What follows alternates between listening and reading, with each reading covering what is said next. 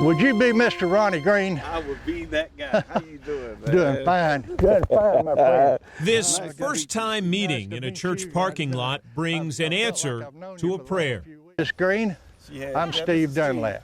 How are you? Richard's brother. Yes, ma'am. How are you? I'm so glad to meet you after all these years. Back in the 60s, during the Vietnam War, two new recruits made an instant connection aboard a plane to basic training. Richard Dunlap and Ronald Green became fast friends, even talked of having a joint wedding with their girlfriends back home.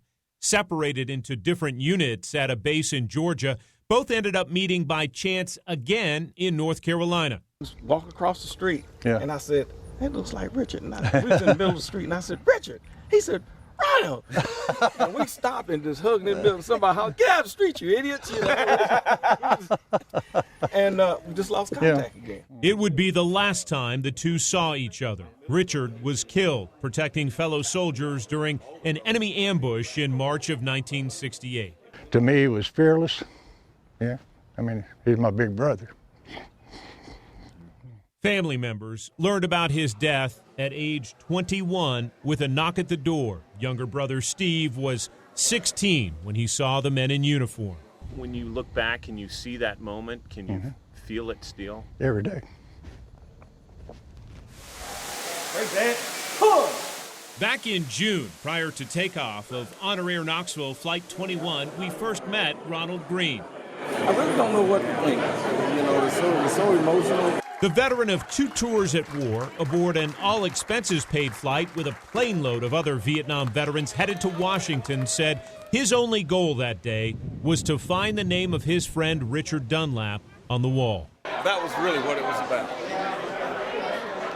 to see Richard and honor him. After the flight, Ronald shared a final wish, a prayer that had gone unanswered for decades since he lost touch with his buddy from basic training. I need to go to Richard's gravesite and just sit and talk with him.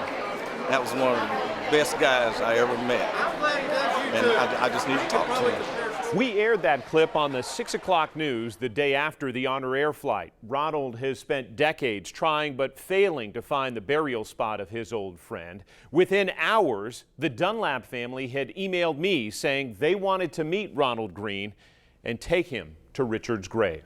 This is really a blessing to me. It is for me as well. Matter of fact, it is for my whole family. A few weeks later, the long-awaited moment arrives. Is this it? Yeah, oh man. And under the shade of a hickory tree that was just a sapling the day Richard Dunlap was buried. Oh, gosh. Well, I know, because now I've been wanting to visit his grave. Mark one more thing off your bucket list. Man, this is the top of my bucket list. This was the top, yes. Vietnam veteran Ronald Green finds a moment of peace with his soldier friend.